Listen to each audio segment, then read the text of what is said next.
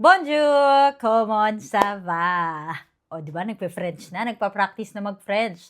Hello! How are you guys? My name is Za, and this is Za Canada channel. And today, we are going to talk about the big news na inilabas ni IRCC, and they are adding 5,000 additional permanent residency selection spots dedicated to French-speaking candidates outside Quebec. O, di ba? This is a very huge opportunity for those people who has French skills. French speaking, writing, speaking, reading, writing, listening, and ano pa yung isa? Speaking, listening, reading, writing. Yun na nga. Okay? Okay. So, anong ibig sabihin yan? Anong good news na to? And who can benefit and what are the pathways that may be included if you get nominated by the province. Okay? Panoorin hanggang dulo.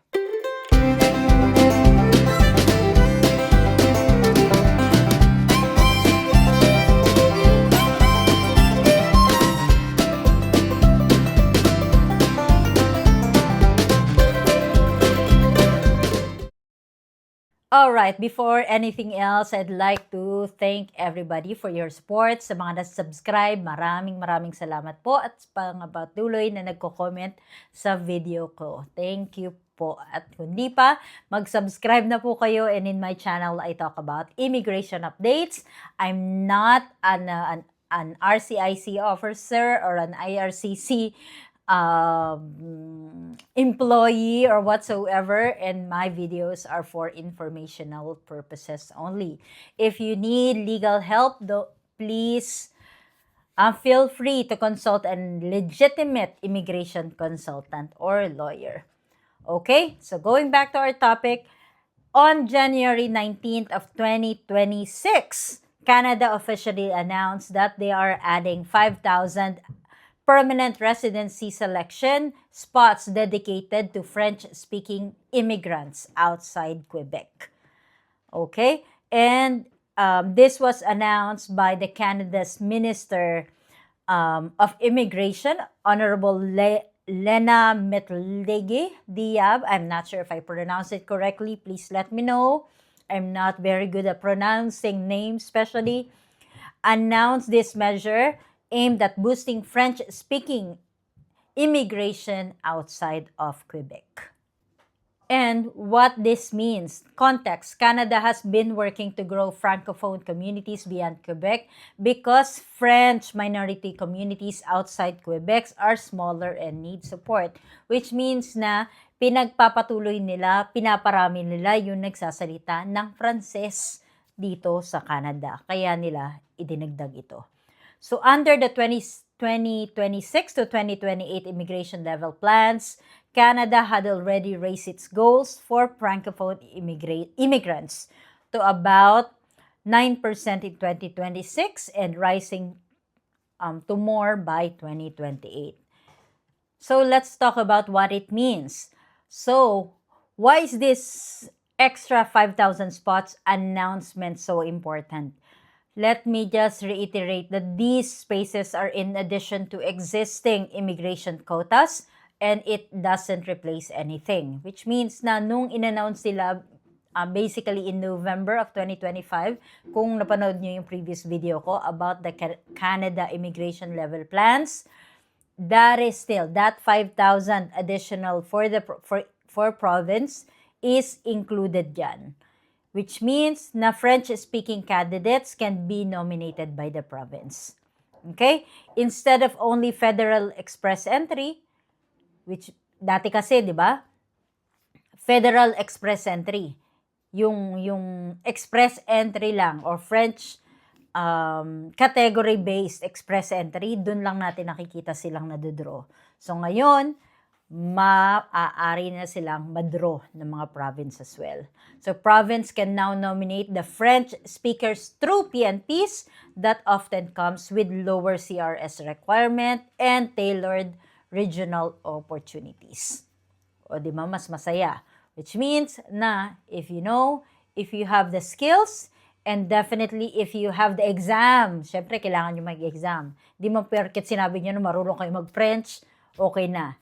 You have to show proof that you know you can communicate in French.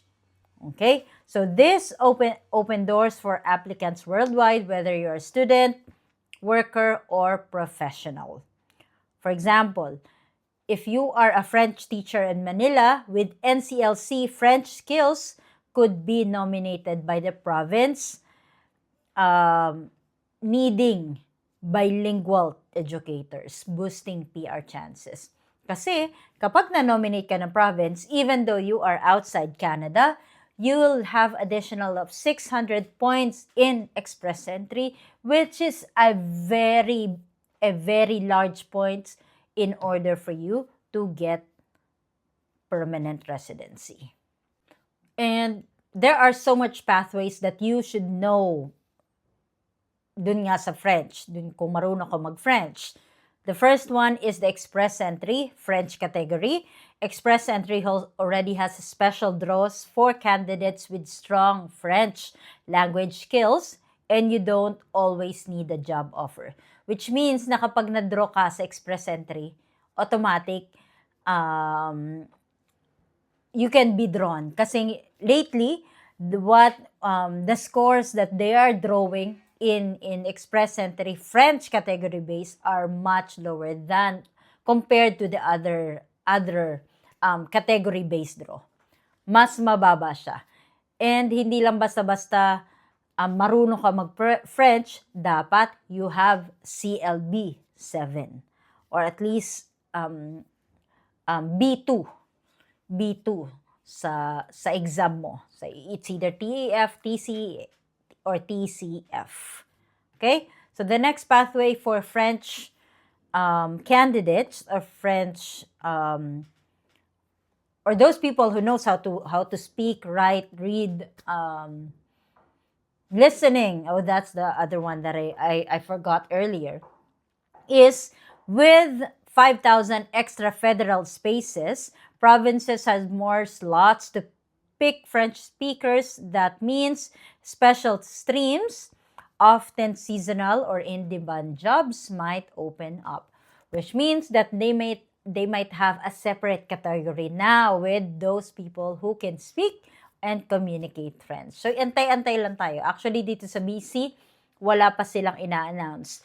But as far as I know, in Atlantic provinces, sa AAIP, they have already announced it. And all they have to do is achieve a CLB 5 in French. Mababa yan compared dun sa kailangan ng express entry na CLB 7. So if you already have a CLB 5 right now, and you have a potential employer who can support your application for AAIP, then go for it. Okay? And lastly is the Francophone Mobility Work Permit and other pilots. So the Francophone Mobility Work Permits is what I've discussed in my previous video. These are no LMIA. You don't have to have, or your employer doesn't have to apply for an LMIA in order for you to get a work permit. If you have a CLB 5 in speaking and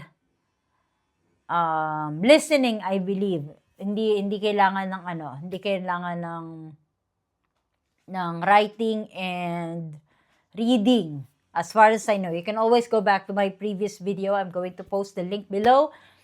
Then you can apply for a work permit as long as you have a job offer, which is outside Quebec. And once again, why Canada is doing this? Because they would like to target Francophone immigration, or to make sure that it keeps on growing, because Francophone communities outside Quebec need support.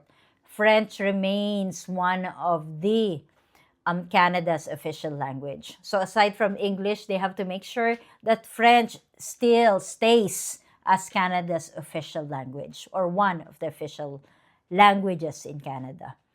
Okay? And definitely Ottawa wants to thrive it from coast to coast. Hindi lang dapat Quebec kasi mostly na nag-French speaker or mostly people who speak French are in Quebec. So they have to make sure that it is being practiced all throughout Canada. Kaya siya kinakailangan. In 2025, Canada exceeded its Francophone immigration target for the 4th year in a row, with French speakers making it up to 8.9% of admissions outside Quebec. Okay? And once again, the benefits of having French is you can help with economic diversity, filling labor shortages in healthcare, education, and technology, and so much more. And what is the real takeaway of this video, or what can we learn about this video? The first one is yung it can definitely boost your CRS score, diba? And they might have special draws for French, okay? Once again, different province has its own draws na ginagawa, or provincial nominee program. So all you have to do is check each province if they already carried out updates with regard to that 5,000. Hindi naman to hindi to 5,000 each province. This is 5,000. Parang pinagahati-hatian to ng bawat province. Okay? Special draws and provincial nomination. What are the practical tips? Ano ang kailangan mong gawin now? First one is take an official French test, like TCF or TEF, okay? Target province that have strong Francophone communities, okay? Which means that these are the province that need French speakers the most. Stay updated on the new PNP streams. Once again, you always have to check their website. Each of the provinces' website. Dito sa BC, Welcome BC, ang pangalan ng website that normally announce about provincial nominee program. And follow IRCC announcement closely. Huwag maniwala sa scam, once again. Okay? You always have to check the official IRCC website para hindi tayo mabudol. Okay? So baka minsan kasi this leads to scammers again, offering you job offers, or sometimes offering you fake certificates for TCF or language tests. Huwag maniniwala, okay? Don't fall for it kasi mahirap mapatawan ng misrepresentation dito sa Canada. That's 5-year ban. Okay? And if you're a Filipino or from another country, learning French could actually double your opportunities to become permanent resident here in Canada. All right, so that's it for the update, and that's the new 5,000 extra permanent residency spaces that can change the immigration this new year, 2026. Yan yung isa sa mga pinakamalaking announcement na ginawa ni IRCC. Okay? So if your French is your strength, or if you are taking classes or taking short courses for French right now, then this is our time. Yeah. Okay? We will manifest that. Okay? Comment below if you're one of those people who are taking French right now. Isa ako dyan. Okay? And that's it. So if you like this video, share and subscribe and like this video. At laging tatandaan, hindi kailangan maraming pera, basta may peace of mind. Lumalakad pa rin ang email address ko dyan. If you have any inspiring stories or questions, feel free to send me an email. Until next time, au revoir.